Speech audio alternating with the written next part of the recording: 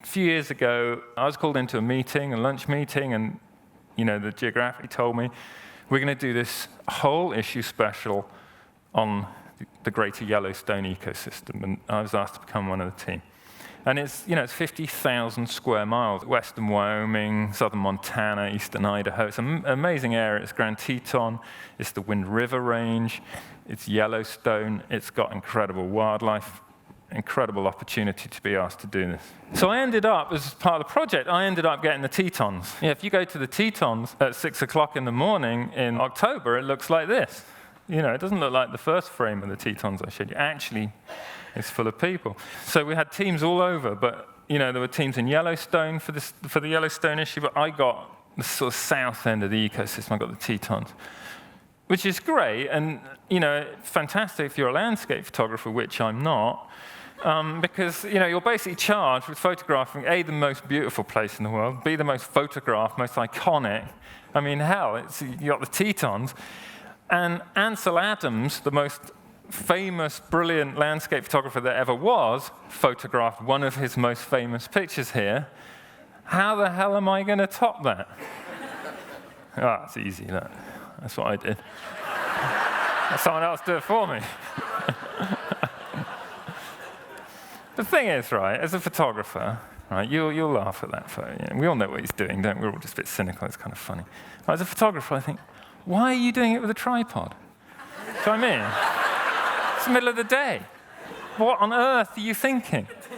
And I actually want to form the tripod police, because I live in Jackson. I just want to go and batter people to death with tripods. Because it's like lunchtime on a sunny day, and there's a man, it's always a bloke, women are not that stupid. There's always a man photographing the Tetons with a tripod. What are you doing? Anyway, I could go on about it all night if you want. Okay, so why did they, so why did they send a Brit to Yellowstone? Well, amongst other things, I am, I guess, an aquatic species specialist. I shoot technically complicated photos of mainly freshwater animals. And that is such an incredibly minute niche that no one else has bothered to do it. So I got it. As you know, I like otters. If I say otters in Wyoming, everyone just looks at me and thinks I'm something from Downton Abbey. So so I have to say otters all the time. And then they look at me like, why are you taking the piss out of us? So I stopped doing a rock and a half. First world problems. Anyway, I'm an aquatic species specialist. I love otters, so we do a lot of them. They were part of the story. But I take the techniques I've learned shooting otters and have moved it on to other animals. We all had a meeting in DC when we were sort of hatching this Yellowstone article. And one of the visual mantras, I guess, was we want iconic landscapes with animals in, which is great if you're if you're an underwater photographer, what are you supposed to do?